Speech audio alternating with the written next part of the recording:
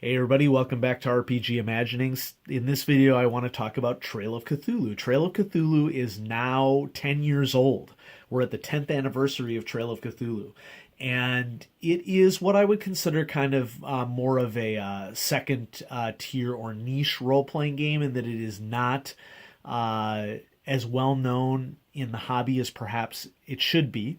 It's based off of the Gumshoe rule system that was produced by Robin D. Laws, which is intended to be more of a simple system. It's simple along the lines of, I'd compare it to Savage Worlds, maybe in terms of its overall complexity. Maybe even a little bit simpler than Savage Worlds, because all Trail of Cthulhu really is your player has a pool of points within their skills, and you use that pool to either reach a threshold of a particular difficulty for something. So, for example, if your skill has a pool of 4 that you have put into your character and 3 points is needed in order to succeed at something, you could spend 3 points from that pool in a game session and you would be able to accomplish whatever it is you are trying to accomplish. Or if you need to make a test, like versus player versus NPC or player versus player, you just roll a single 6-sided die and add however many points from your pool that you decide that you want to commit to that. And so mechanically, it's a very rules light system. This is the core rule book. I really love this art piece on the front with some investigators and a police officer coming down here and finding this desiccated corpse, and there's the hint of a monster running along the bottom here. I just really enjoy this art piece. So, Trail of Cthulhu, one of the things, I want to talk a little bit about some of the things that I like about Trail of Cthulhu, and then a couple things that I don't like about Trail of Cthulhu, and then I'll have an unboxing here at the end of the video as well. And so, very briefly, most of the beginning of the book is just different occupations your investigator can take that helps to set the tone for buying your abilities. This is mostly all character creation and how the skills work in the first 50 pages. And then there's a 30-page block here that describes how clues, tests, and contests works. And this is where the meat of the rules is right here. 30 pages. That's it. Which for a role-playing game, that is what I would consider to be rules light. The whole rest of the core book is about the Cthulhu mythos. The 30s is the primary time for Trail of Cthulhu as opposed to the 1920s for Call of Cthulhu. You can play 30s for Call of Cthulhu as well, but the authors of Trail of Cthulhu, Kenneth Haidt, decided to set it in the 30s as its main domain. Probably it would make sense to differentiate it from Call of Cthulhu a little bit. How to do campaign stuff, and then there is an adventure and some appendices here. That's basically the book. So what do I like about Trail of Cthulhu? Well, I like the minimal nature of it.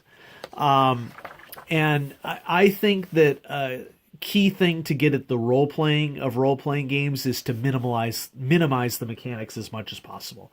I feel like mechanics really just get in the way of good role-playing. And that isn't to say that players don't want to have some random chance present in their games, but systems that are really rules heavy tend to be a super turnoff to me, because if I'm going to get that rules heavy, I really just will be playing video games. If we're going to be frank about it. So I like Trail of Cthulhu, and I think Trail of Cthulhu does a really great job of helping game masters become better game masters, because it is less about the mechanics and more about crafting an atmosphere, and more about putting characters in situations in which they want to explore and can do a great job exploring. So I really like that about Trail of Cthulhu. It is one of these minimalist systems, which I wish more role-playing games were like that. And honestly, even if a role-playing game is more mechanics heavy, I tend to de-emphasize mechanics in my games just because I want to set the tone that this is going to be about characters, about theme, about storytelling, which really this is what this is, storytelling. And yeah, if you like the mechanics, more power to you. It's not the focus of what a role-playing game is. Role-playing is about storytelling. I also like Trail of Cthulhu in terms of the setup that it does to frame organization of adventures according to what clues characters can discover and where they're going to find those clues. So one of the common features that you're going to see in an adventure for Trail of Cthulhu, and I don't want to spoil this one in the back, and actually I don't think that this one has a clue map, which is something that came out in later supplements, and we'll look for that when we do the unboxing here in a couple minutes. Trail of Cthulhu includes these clue maps that specifies whether or not clues are core clues, whether or not they are nice to have but not need to have clues, whether they are sidetrack clues. Trail of Cthulhu does a really great job of modeling sound adventure construction for game masters, I think. And so that's something that I like about it as well. In terms of what I don't like about it, Trail of Cthulhu pretends to solve a non-existent problem, in my opinion. And it's showcased here in the introduction at the beginning of the book. And I'm not going to read the introduction to you. If you wanted to pause the video and read the introduction, you could go ahead and do that. Trail of Cthulhu claims that a great way to derail a game is for players not to discover a core clue and then the adventure is over, is basically the argument. And Trail of Cthulhu is trying to differentiate itself by claiming that, well, if you play Trail of Cthulhu, we are going to give you those core clues and you don't have to risk not finding them, like if you're playing Call of Cthulhu. Anybody who keeps Call of Cthulhu and does so even semi-effectively, learns really quickly that you do not need to have a clue for Call of Cthulhu in a no-holds-barred, this way or the highway sort of way to do role-playing. Clues need to be moved around if players don't discover them in a certain place. And that doesn't mean that there aren't skill checks that are involved or tests that are involved. But I think that the Trail of Cthulhu system, the Gumshoe system, is pretending to solve a problem that doesn't really exist for game masters who know what they're doing. And so just this little blurb right here, we designed Gumshoe to make that easier, clearer, and more direct. Gumshoe exists to solve a problem that many people found with running Call of Cthulhu. One bad die roll can derail an adventure. Folks, you don't have to let one die roll derail an adventure. That is not a systemic problem. That's a keeper experience problem. Okay, there's adaptation that is required in being a game master. So that's one of the things that I don't like about Trail of Cthulhu. It pretends to solve a problem that I don't think is a problem at all. Another minor thing that I don't like about Trail of Cthulhu books, and I think that the Keeper book here is not a good example of this, because this book is tritone. It's black, white, and then varying, or maybe it's four-tone, varying shades of green in it. Most of the Trail of Cthulhu supplements have saved money by printing exclusively in black and white. You know, that's a publisher's decision. That's what Pelgrane Press decided to do with Trail of Cthulhu. More power to them.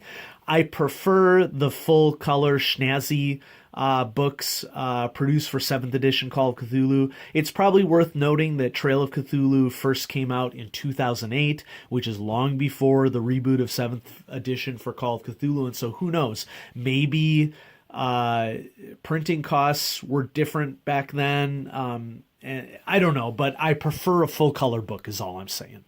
And Trail of Cthulhu supplements are basically just not as pretty as Call of Cthulhu 7th edition supplements. But now let's get to the unboxing, because this is an unboxing of a Trail of Cthulhu supplement that I had my eyes on for quite some time. So got a package in the mail today, and I'm going to bust it open for you if I can, because this tends to require a little bit of maneuvering with this specific method. This one is from Amazon, and I'm going to be a little cautious here because I want to make sure that I don't get the packing slip in view.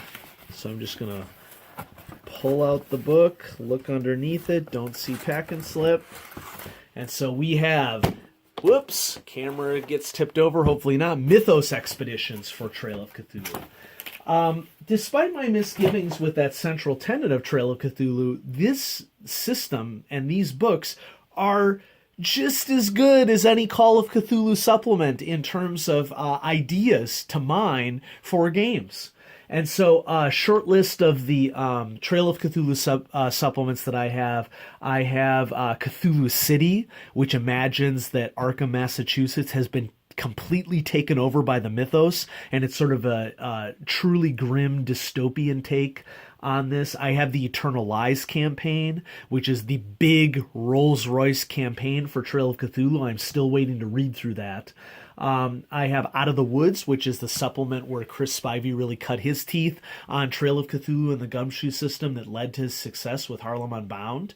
And so he has a great scenario in Out of the Woods. And there may be another one that I'm forgetting, but Mythos Expeditions. Mythos Expeditions is a series of adventures that can be run as one-shots, but it could also be run potentially as a campaign. So right off the bat, in the center of the book here, we have all the different locations highlighted on a world map that you can go to. Part of the reason why I selected Mythos Expeditions is because a lot of these locations were locations that have not really been featured for adventures for any Cthulhu game that I have supplements for, at least. I don't want to say that they haven't been featured at all because, you know, I'm a new collector to this. This was first published in 2014, so it's a newer supplement, but it's still, you know, a couple years old. It's fallen now in price where I felt comfortable that I could pick it up. And so, yeah, here's just an overview of all the adventures that are involved with this. And I'm not going to delve deeply into the adventures because we want to avoid spoilers. But also, I wanted to showcase Mythos Expeditions because the big new rule for this book is some specific rules about survival in extreme situations. And so this book highlights the travel increment, deciding, you know, what the timing would be for a particular movement through hostile terrain, so to speak. It says here the increment is a dramatic interval, not solely a physical one. It's not just about exposure and eating supplies, but a story beat in the ongoing man versus nature, man versus outside, civilization versus barbarism. You can take any of the themes that you want out of this. See, that's the sort of stuff that I'm interested in, what Trail of Cthulhu is really good at. Trail of Cthulhu is great at theme. Theme is a critical thing in any Lovecraftian role-playing game, I would say, because whether you define it as, you know, horror science fiction or terror literature or some level of fantasy, it's all about telling a story. Introduces the concept of a survival pool that represents the expedition's supplies, their bearers, fuel, equipment, trade goods, vehicles, morale, animals, etc., and proceeds to outline a series of costs to that pool based upon what's going on in the environment. So here we have a showcase of relief abilities. So what is the particular challenge? What sort of ability would a character use to get out of that challenge? This is awesome because this concept could be ported to any role-playing game. But if you have Call of Cthulhu investigators out in a major campaign, so for example, for Pulp Cthulhu, the Two-Headed Serpent, or for classic Cthulhu, Masks of Nyarlathotep, they're bound to be in situations where they could encounter these sorts of things, and it's nice to have a plan of what are going to be the possible ways that characters could be successful of getting out of this situation. And so, you know, this is a fairly in-depth rule system for how to go about